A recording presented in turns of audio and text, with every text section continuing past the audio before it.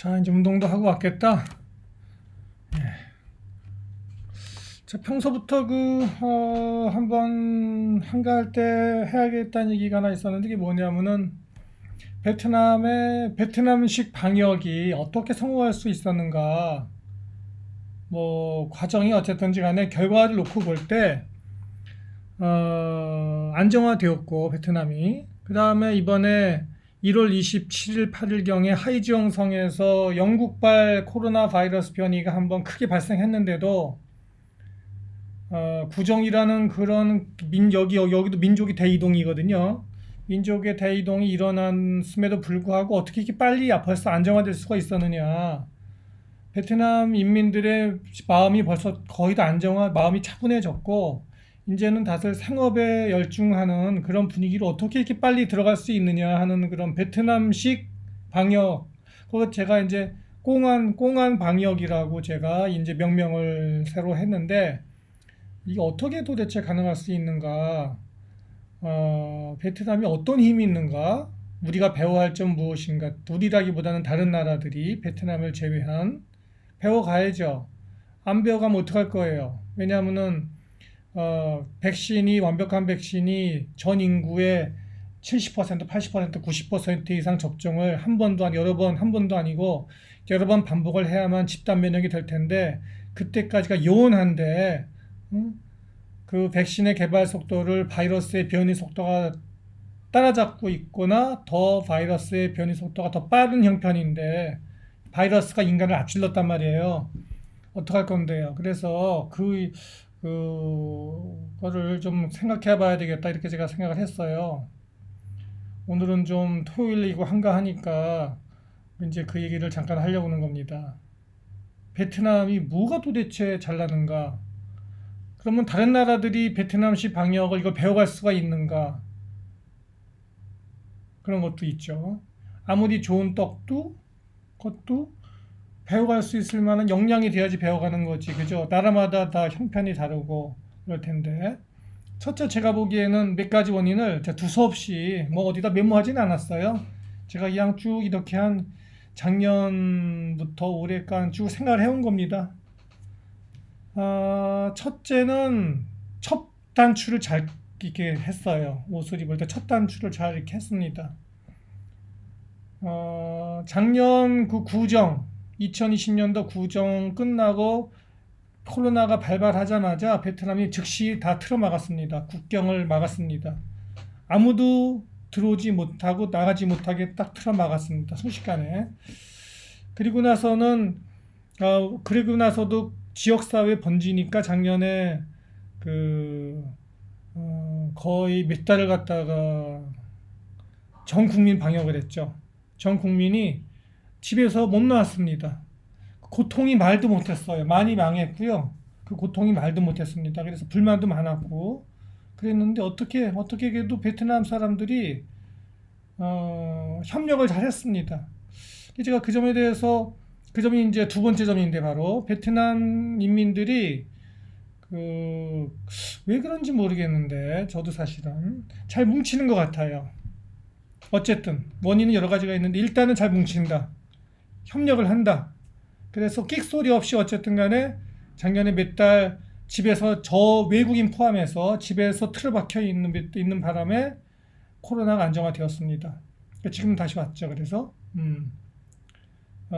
그래서 세 번째는 한번 그러한 코로나 방역을 성공한 경험이 있다 보니까, 이게 세 번째 원인입니다. 베트남 인민들이 이 베트남 그 정부에 대한, 방역 당국에 대한 신뢰가 생겼어요.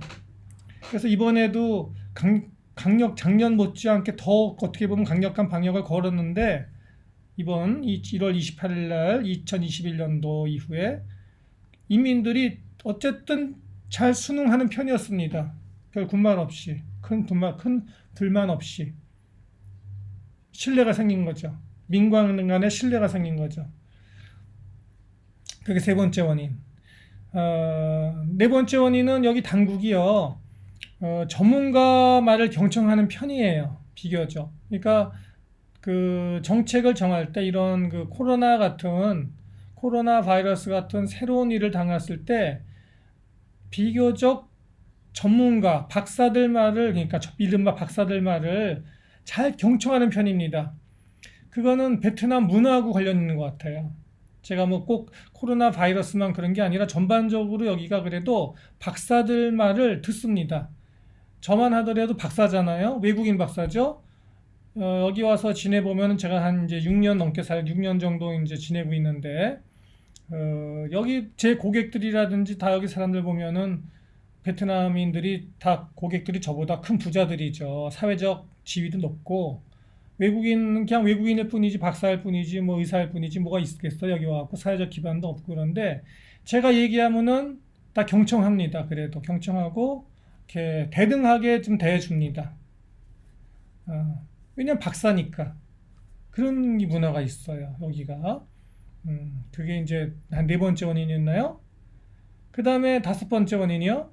여기 공안이 강력합니다. 공안이 강력한 사회 전체를 통제하는 힘이 있는데, 이 공안이 거기 공산국가 아닙니까? 근데 공산국가라기보다는 제가 살아보니까 경찰국가에 가까워요. 공산국가란 걸 평소에는 그렇게 잘 못 느낍니다. 물론 모든 제도가 공산화되어 있습니다만은, 굉장히 공산화되어 있는데도 자본주의의 그 냄새가 오히려 더 자본주의인 것 같아요. 베트남이 한국보다 더 자본주의인 것 같고, 오히려 살아보면 한국이 더 사회주의 국가에 가깝고, 베트남이 더 자본주의에 가깝습니다. 살아보면 그렇습니다. 그런데 이 공안 시스템은 굉장히 강력해갖고, 이 그 시스템이 맨 위에서부터 아래까지 아주 그냥 이렇게 쫙 침투해 있습니다. 그래서 어떤 그 통제를 갖다 위에서 탁 걸면은 순식간에 밑에까지 통제가 확 내려옵니다. 그렇게 소란을 안 부려도, 요란을 안 떨어도 그냥 이 물이 그 모래사장에 이렇게 착 번지듯이 물을 이렇게 부면은 모래사장 속으로 물이 착 스며들듯이 순식간에 착 됩니다.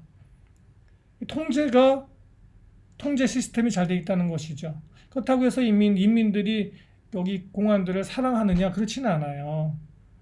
공안은 경외의 대상이죠. 권력이 있거든요. 권력이고 파워가 있고, 그죠? 그렇습니다. 그러나 그것이 여기 인민들도 공안이 어느 정도는 필요한 것이라고 생각하고 있는 어떤 사회적인 공감대가 있는 것 같아요. 네.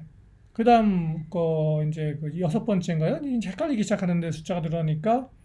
그렇다고 해서 베트남이 굉장히 공평무사한 사회이고 완벽하게 공산주의가 이상대로 평등한 사회냐? 그렇지 않습니다. 여기 또 사회 양극화가 심하고요.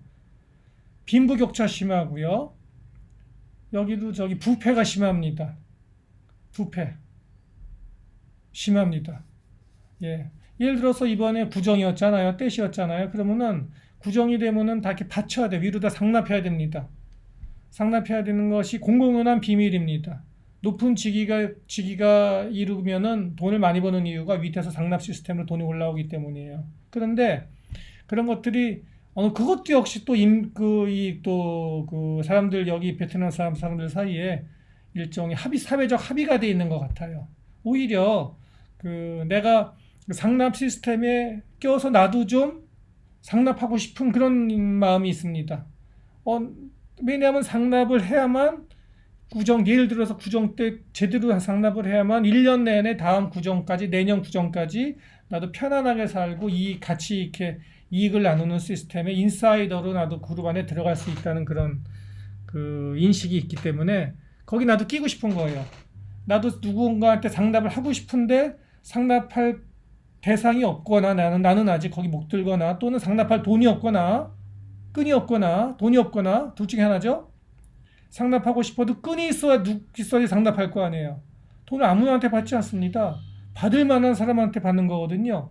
길 가는 사람이 돈 준다고 안 받습니다. 여기도 그런 거는. 그죠? 끈이 있어야지 돈을 낼 수 있고 돈이 있어야지 주지. 돈이 없는데 어떻게 돈을 냅니까? 그래서 이런 것이 있는 거죠.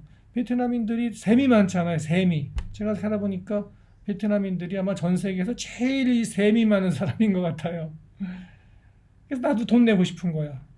그래서 그런 것들 역시 능력이 되고 돈을 내고 하는 사람들을 오히려 부러워하는 그런 또 문화가 있어요. 그건 제가 여기 오랜 역사를 다 모르기 때문에 제가 아직 베트남어를 못하니까 사실 저는 베트남어를 배우고 싶은 생각이 없어요.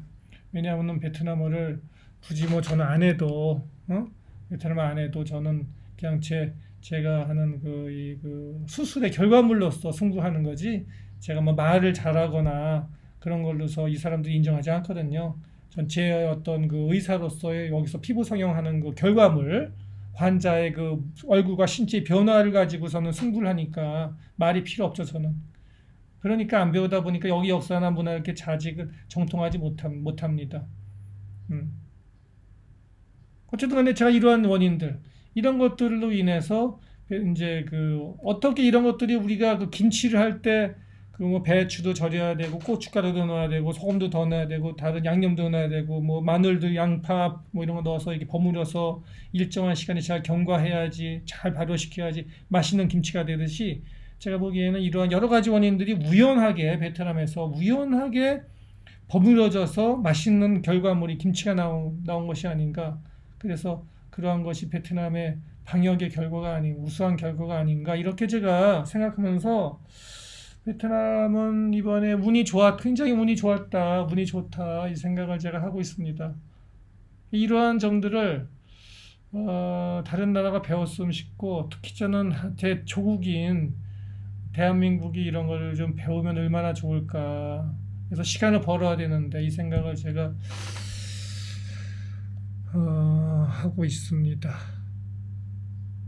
여기 또 저보다 베트남에 더 오래 사신 분들, 또 저보다 더 여기 사정에 정통하신 분들이 의견을 주시면은 저에게도 큰 도움이 되고 저하고 같이 이렇게 어떻게 뭐 제 뭐 방송에 와서 우연히 이렇게 보게 된 분들에게 이렇게 또 큰 도움이 되겠습니다.